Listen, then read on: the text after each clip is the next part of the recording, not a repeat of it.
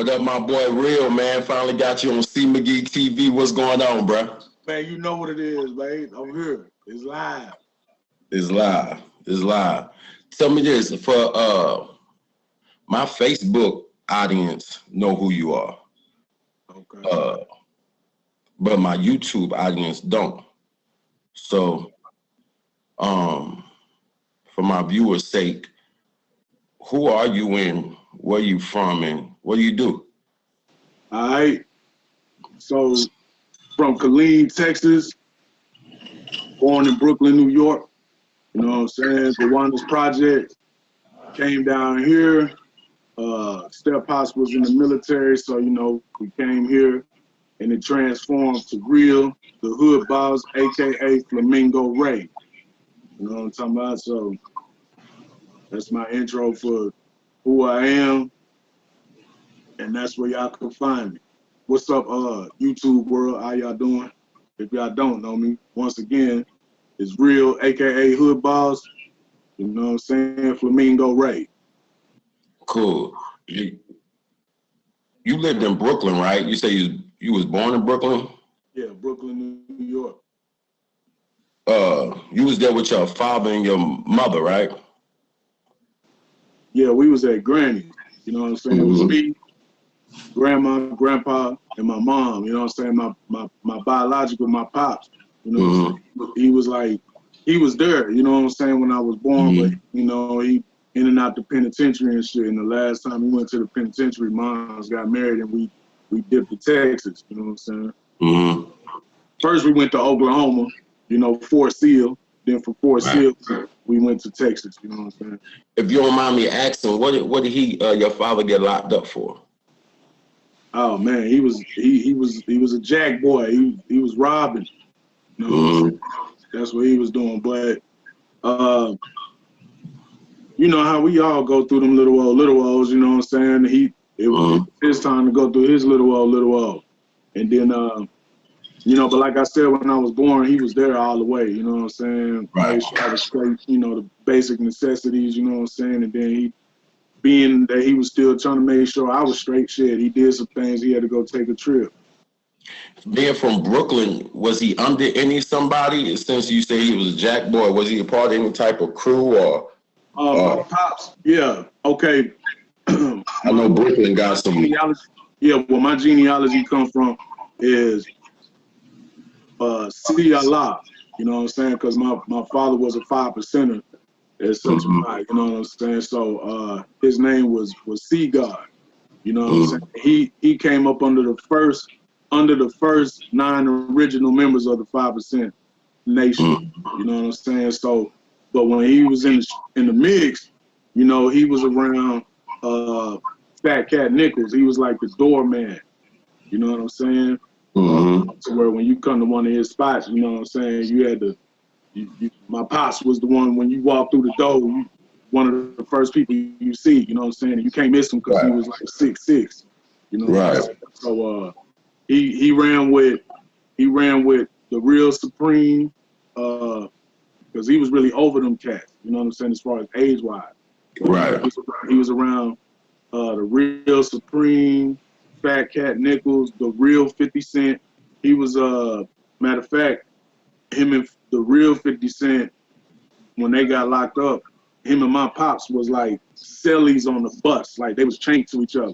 And then they stayed in the same dorm, and him and my pops used to rock. You know what I'm saying? Right. But he was around all of that, man. Like all the '80s superstars, you know, gangsters. You know what I'm saying? That's where my pops was at. Right.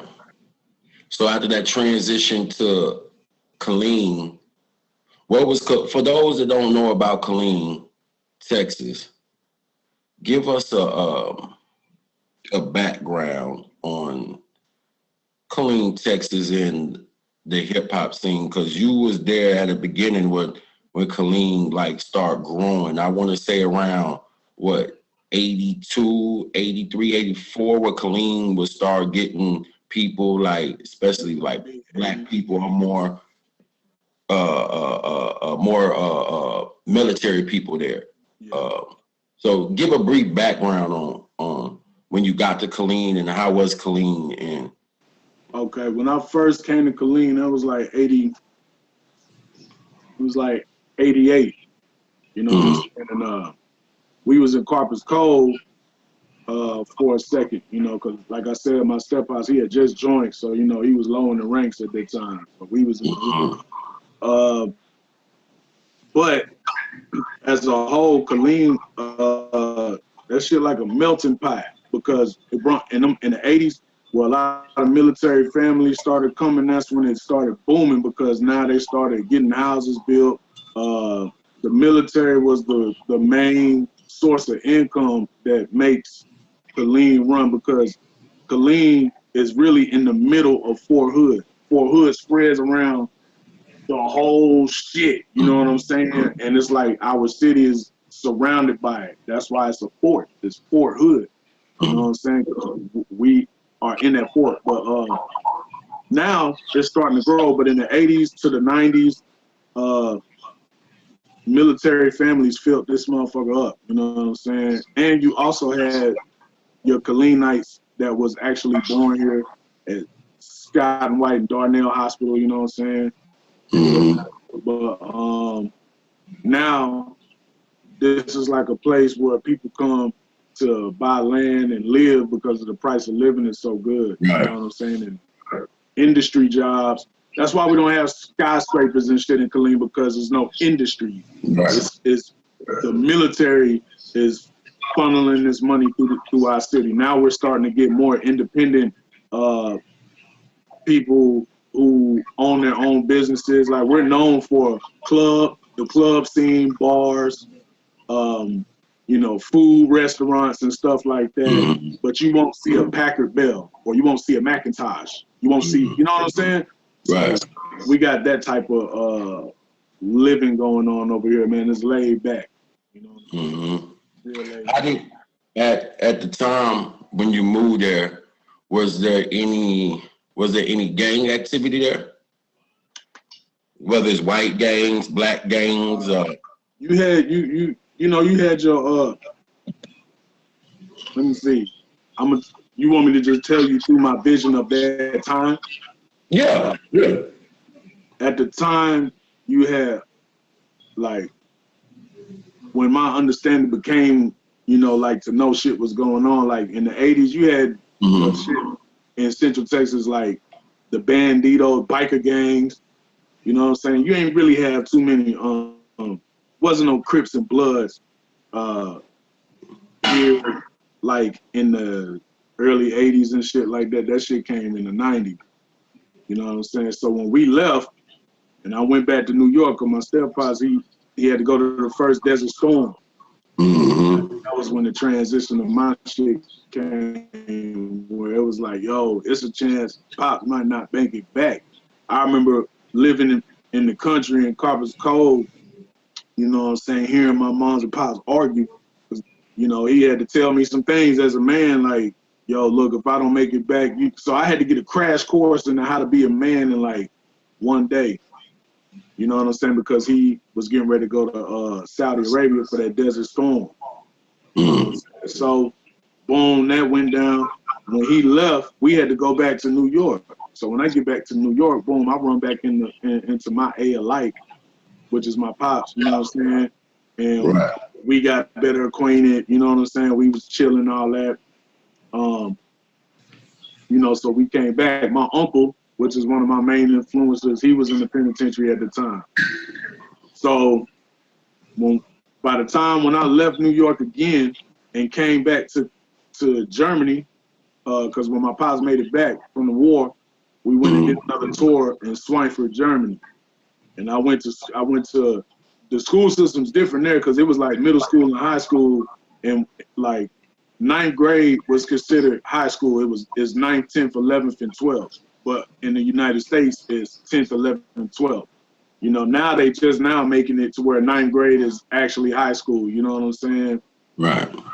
At that time, when I left and we went back to Germany, you know, that's when I started thugging, man. You know what I'm saying? Like, it was a lot of gang activity going on over there. In Germany? Yeah, in Germany.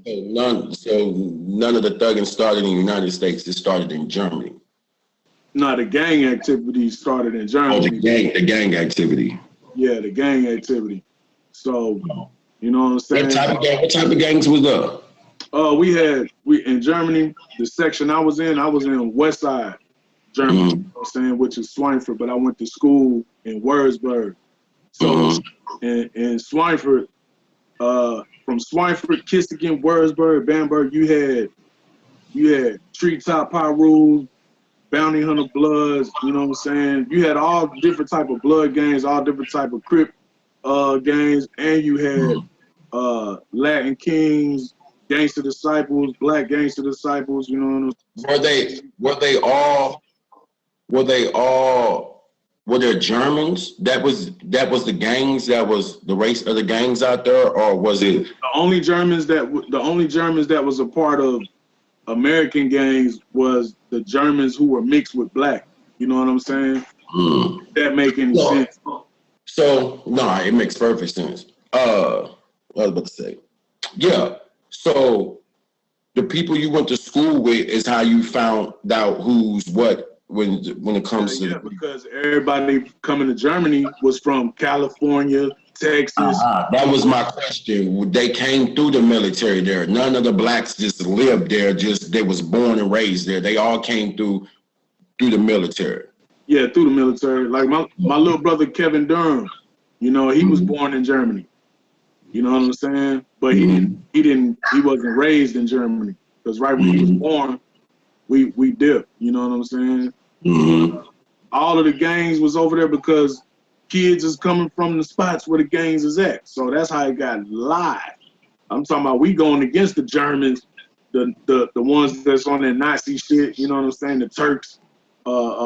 You know, it was more fighting against them than gang on gang. We was fighting against like the motherfucking skinheads and shit like that. So when you got there, who did you get down with?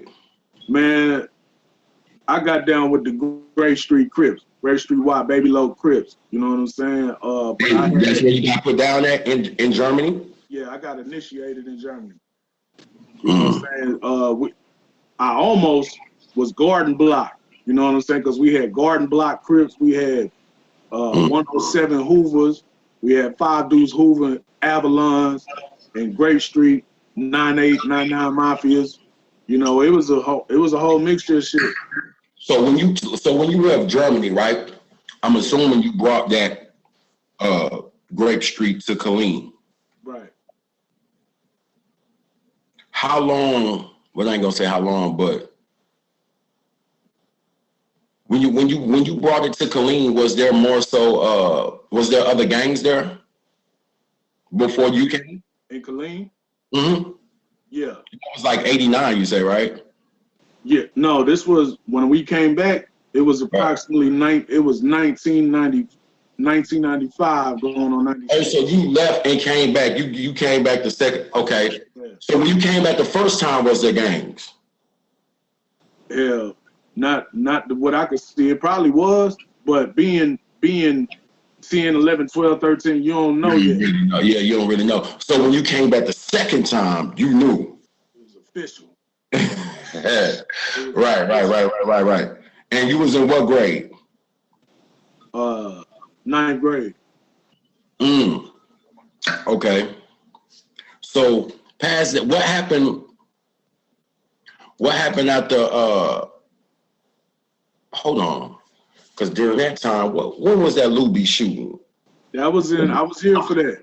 You was here for that? Yeah, Luby's. That was 90. Hold on, before you start.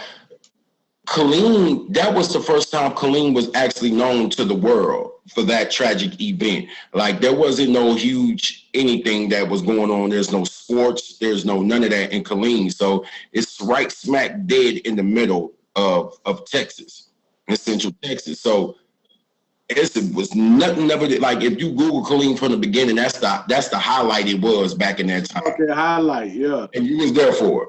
Yeah, I was there. How was it like when you heard it? Where was you at when you heard it? We was coming over. We was leaving. We was, rest in peace, Simeon Shaw. Texas. We used to go to his dad's church. You know what I'm saying? And after church, it's traditional in Killeen that after church you go eat. We either gonna go to Golden Corral, Western Sizzler, Mr. Gaddy's, or Luby's at the mall. Shit, we was on our way to Luby's driving over Central Texas Expressway, and we seen fire ambulances, fire trucks, shit through the window. We like, what? And we was about to go eat there until we seen that. And that's when we found out about on the news, you know what I'm saying, that what happened. Like 31 dead, 31 died, and then he killed himself, right? Then he slammed himself in the end. I hate it when people go out like that. When you shoot up a bunch of people, don't kill yourself. Just come on out and shoot up the like for real, like go all the way out. Yeah. You take everybody like then you take your own. No, nigga, come to the people. Let's do it for you, man. Don't kill off everybody. You know what I'm saying? Come outside. You know what I'm saying? Come outside. Yeah, you took the sucker way out. That's how I feel. You a coward.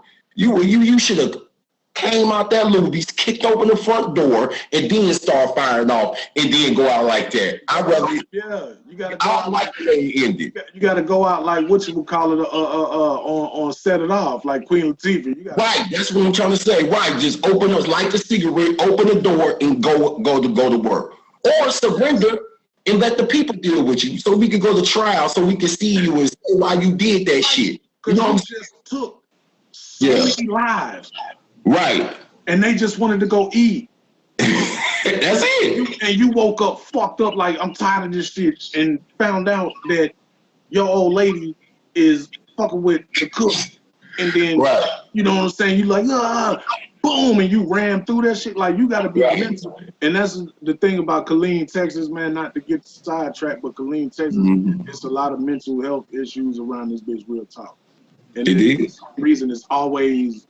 For what reason, though? Why is there a bunch of mental health issues? You got to think about it. Think about all these cats that been to war. Think about all these cats that you know what I'm saying, been in the penitentiary, you know what I'm saying, and all of that, man. PTSD, you know what I'm saying, from... It was a point of time, not to interrupt you, but there was a point of time that soldiers was coming back and was killing their wives.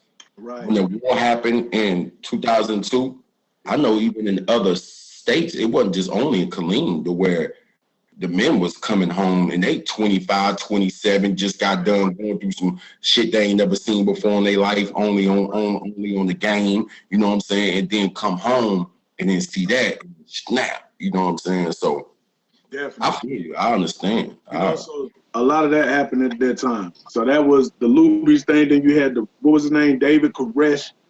On some crazy shit. You had these people drinking poison to meet God. You know what I'm saying? Like but we're growing up down here. We're seeing it live.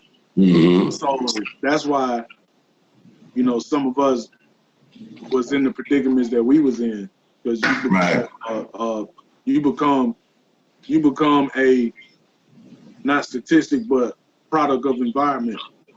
Right. You know what I'm saying? You become that.